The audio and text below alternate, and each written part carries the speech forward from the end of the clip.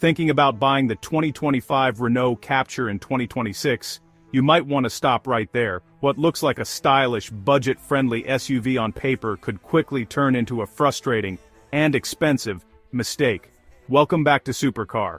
Today, we're uncovering the real story behind the Captur. From hidden issues and unreliable tech to problems you won't see on the spec sheet. If you're planning to buy one, stay with me, because this might save you from a decision you'll regret. And hey, don't forget to subscribe for honest, real-world car reviews every week. Engine and performance issues. First up, let's talk power. The 2025 Captur offers a choice between petrol and hybrid engines, but neither is without compromise. If you're looking at the entry-level petrol model, be prepared for a serious lack of grunt.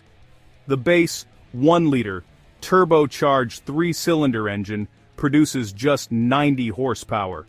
In the real world, that means the car feels underpowered, especially when you're trying to merge onto a fast-moving highway or overtake a slow truck. We're talking 0 to 60 miles per hour times of around 14 seconds, which is painfully slow for this class.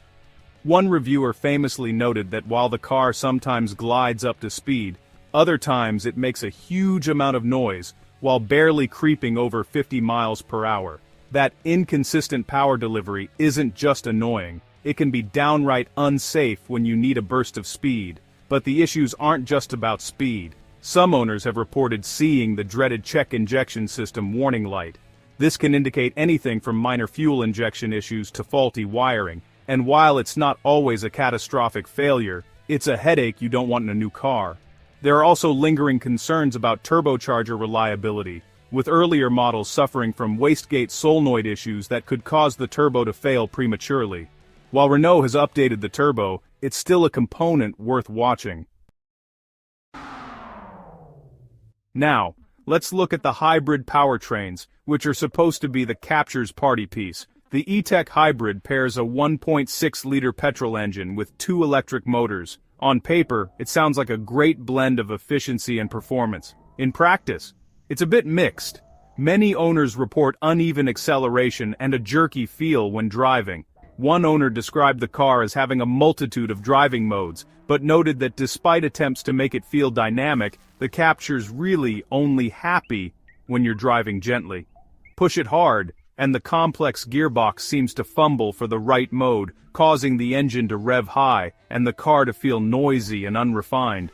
It's not that it's slow, it's just not as smooth or polished as a Toyota hybrid.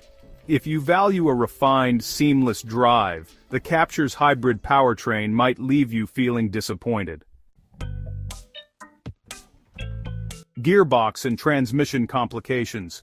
Speaking of the powertrain, the transmission is another area where the Captur struggles. Whether you go for the manual or the automatic, there are quirks you'll have to live with. Let's start with the manual gearbox.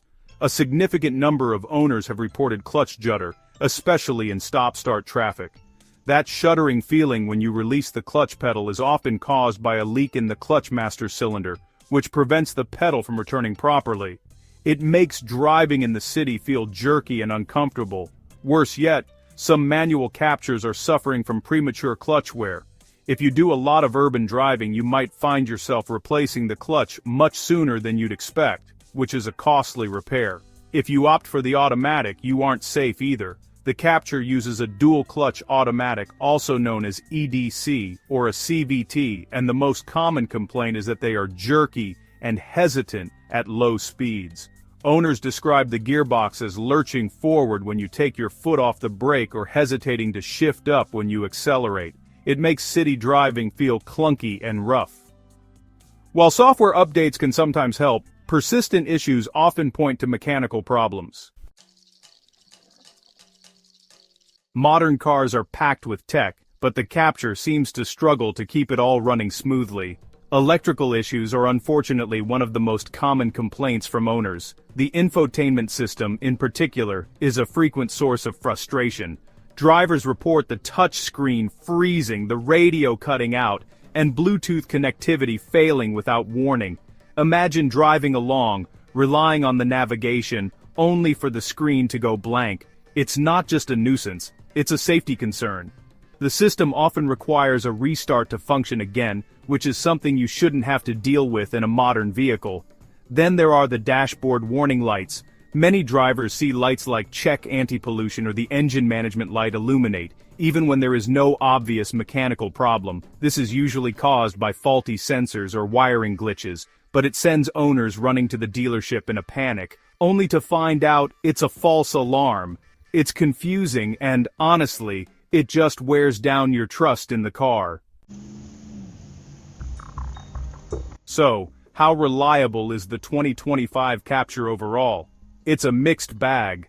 While the second-generation Captur is built on a newer platform and is arguably better than the first generation, it still hasn't topped the reliability charts. In fact, it often sits in the middle of the pack in customer satisfaction surveys. Some owners have expressed frustration with the frequency of dealer visits for minor issues within the first few months of ownership. One owner reported having endless problems in just 10 weeks, requiring 2 warranty trips to the dealership. Safety is non-negotiable, and here the Captur has some explaining to do. The original 2019 model received a glowing 5-star rating from Euro NCAP. However, the latest testing for the 2024 model saw that drop to 4 stars. Why? Because of shortcomings in side impact and pole impact tests, specifically regarding chest protection for the driver. While the passenger compartment remained stable, the protection offered to the driver's chest was rated as weak or marginal.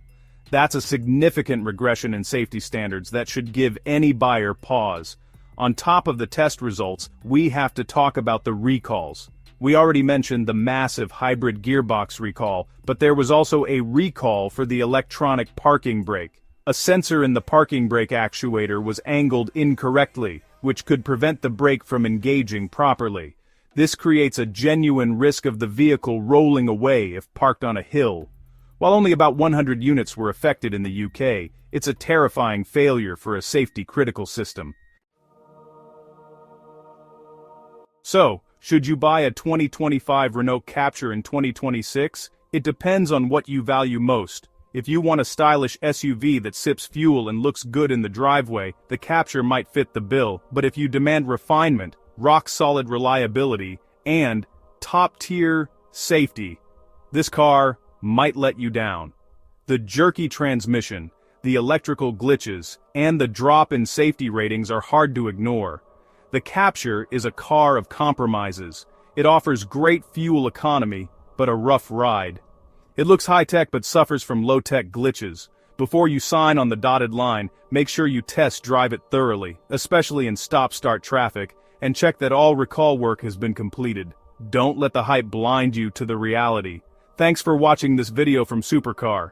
I hope this deep dive helped you make a more informed decision. If you found this video helpful, smash that like button and subscribe to the channel for more honest car reviews and advice. Have you had any experiences with the Renault Captur? Let us know in the comments below. And as always, drive safely.